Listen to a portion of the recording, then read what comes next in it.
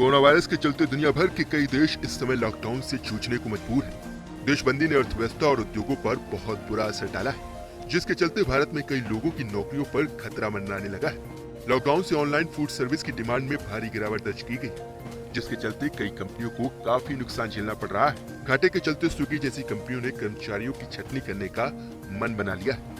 Online food delivery company Swiggy ने अगले कुछ दिनों में देश भर में अपने 1100 कर्मचारियों की छटनी करने का ऐलान किया।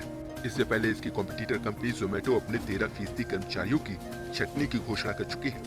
इसके अलावा कंपनी ने बाकी बचे हुए अपने कर्मचारियों की सैलरी में भी कटौती की थी। स्विगी के को फाउंडर श्री हर्ष माजेती ने एक पत्र में कहा, फूड डिलीवरी बिजनेस पर गहरा असर पड़ा है और कुछ वक्त ये बरकरार रहेगा। हालांकि आने वाले समय में इसके पटरी पर आने की पूरी उम्मीद है। हमें अपनी कंपनी में कर्मचारियों की संख्या कम करने और आने वाले वक्त में किसी तरह की अनिश्चितता से निपटने के लिए लागत कम करने की जरूरत है।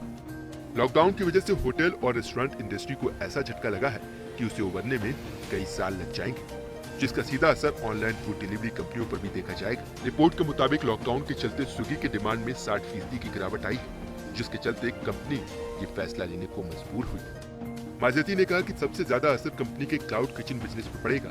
उन्होंने कहा, हम उन बिजनेस को बंद करने जा रहे हैं जो या तो पूरी तरह अस्थिर होने जा रहे हैं या फिर अगले 18 महीनों तक उनकी कोई जरूरत नहीं रहेगी। फाउंडर ने कहा कि जिन कर्मचारियों की छटनी की जाएगी उन्हें कम से कम 3 महीने का वेतन, एक्सीलरेटेड वेस्टिंग, दिसंबर तक हेल्थ इंश्योरेंस और कंपनी के साथ उन्होंने जितने साल बिताए उसमें हर साल के लिए 1 महीने का अतिरिक्त वेतन दिया जाएगा।